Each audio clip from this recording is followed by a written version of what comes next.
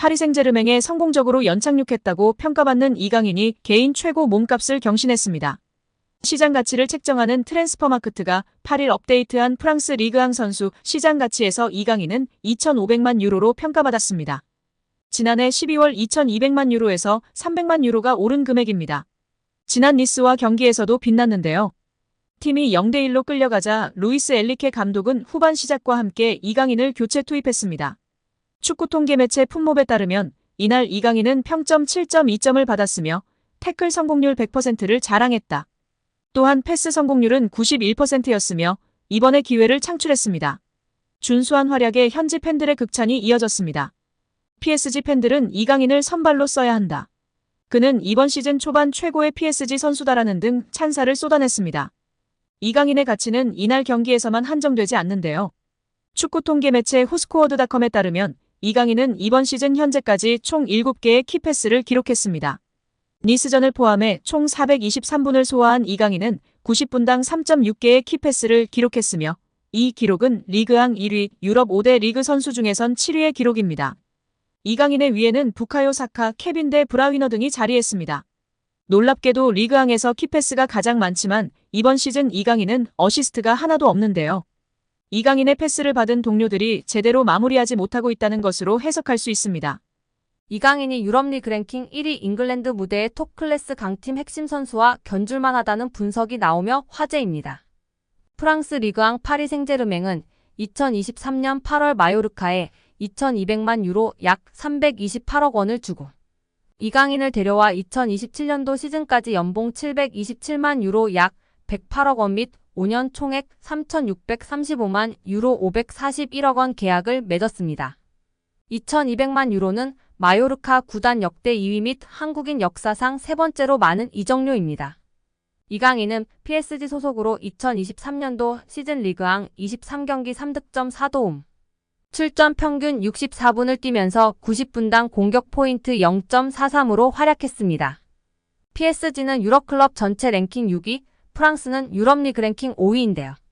저명한 축구 통계 매체 옵타 스포츠에 따르면 미드필더로서 이강인과 가장 비슷한 선수는 프리미어리그 준우승팀 아스널의 주장 마르틴 웨데고르입니다. 70개 국가 및 30종목을 대상으로 하는 글로벌 통계회사 옵타 스포츠가 최근 365일 유럽 5대 리그 및 챔피언스 리그, 유로파리그 자료를 토대로 선정한 비교 대상을 발표하며 팬들의 관심을 받고 있습니다. 아스널은 2023년도 잉글랜드 프리미어리그 준우승을 차지했는데요. 잉글랜드, 이탈리아, 스페인, 독일, 프랑스는 유럽리그 랭킹 빅5입니다. 챔피언스리그는 유럽축구연맹 1등급, 유로파리그는 2등급 클럽 대항전입니다. 이강인은 개인 능력으로 상대쪽 경기장 파이널 서드에 진입한 횟수와 공간 침투로 PSG 동료 전진 패스를 받아낸 빈도 둘 다 유럽 메이저 대회 미드필더 상위 1%에 해당했습니다. 혼자서 위협적인 공격을 펼칠 수 있는 데다가 수비가 헐거운 지점에 대한 공간 지각과 상황 인식, 언제 파고 들어가는 것이 가장 효과적인지에 대한 타이밍 판단, 옆이나 뒤로 향하는 전개보다 리시브가 까다로운 전방으로 나가는 패스를 상대 저지를 뿌리치고 내 볼로 만드는 기술이 월드 클래스라는 얘기입니다. 따라서 이강인이 페널티 박스에서 단독으로 들어간 횟수가 최근 365일 유럽 5대 리그 및 챔피언스 리그 유로파리그 미드필더 상위 2%라는 어마어마한 결과가 나왔습니다. 파이널 서드 태클 합계 또한 상위 2% 안에 든다는 데이터는 상대 진영부터 적극적으로 수비하려는 마음가짐 부족이 이강인 단점이라는 지적은 이제 현실과 맞지 않다는 것을 알게 해줍니다. 파리 생제르맹은 2023년도 시즌 프랑스 리그앙 우승, 프랑스 슈퍼컵 우승, 프랑스 축구협회 컵대회 우승, 유럽축구연맹 챔피언스리그 4강 등 좋은 성적을 냈습니다. 이강인은 라이트 윙, 레프트 윙백, 중앙 미드필더, 폴스 9 등 서로 다른 5개 포지션에서 공격 포인트로 골에 관여한 것이 인상적입니다. 공격형 미드필더까지 전술적인 요구나 선수단 상황에 따라 5가지 역할을 소화하며 파리 생제르맹에 헌신했다는 평가입니다. 리그앙 포지션별 출전 비율을 보면 모든 부문이 8% 이상입니다. 급하게 잠깐 맡은 정도가 아니라 감독 이하 코치진이 진지하게 다양한 임무를 부여하고 실행을 요구했다고 볼 수 있습니다. 출전 및 결장 대비 90분당 득실차 6위 역시 주목할 가치가 충분한 기록인데요.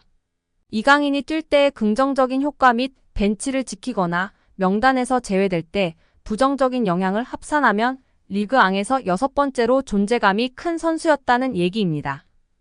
여기에 국내 방송에서 히딩크 감독이 한국과 이강인, 손흥민 등을 언급하며 이야기한 사실이 화제가 되고 있습니다.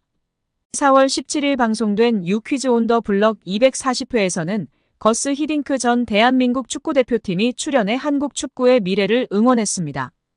또 히딩크와 친분이 있는 야판 츠베덴 서울시향 음악 감독도 출연해 히딩크와 티키타카를 자랑했습니다.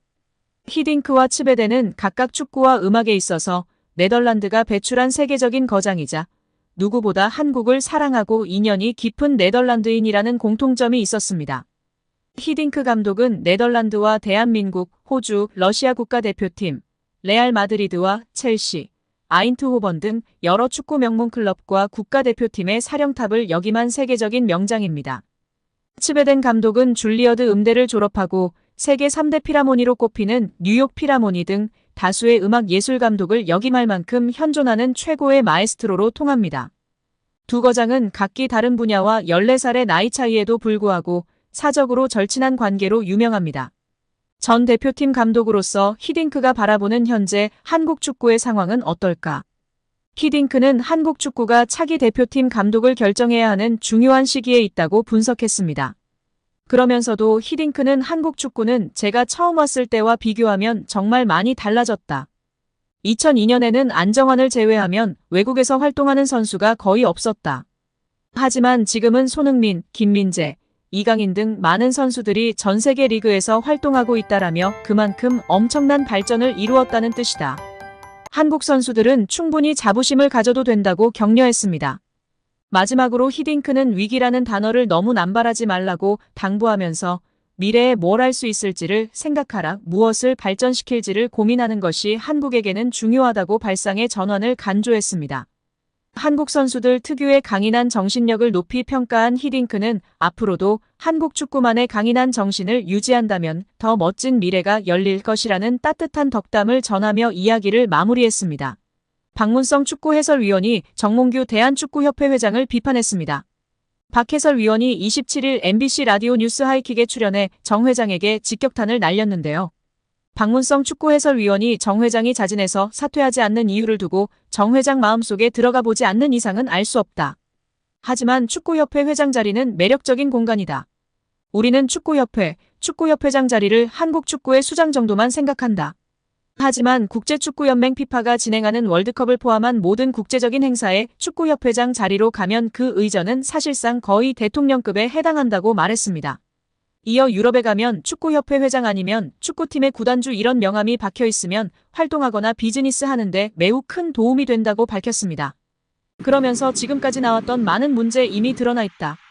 또 이번 현안 질의를 통해서 사실은 의혹이 해소되기는커녕 더 많이 부풀어졌다. 하나도 해명되지 않았다. 오히려 지금 의혹이 계속 더 추가로 나오고 있다. 특히 홍명보 한국 축구대표팀 감독 선임의 절차와 과정에 모든 것들이 다 불공정했다는 이야기들이 이미 다 어느 정도 나왔다. 이제는 지금의 이 체제 그만 끝내는 것이 옳다고 전했습니다.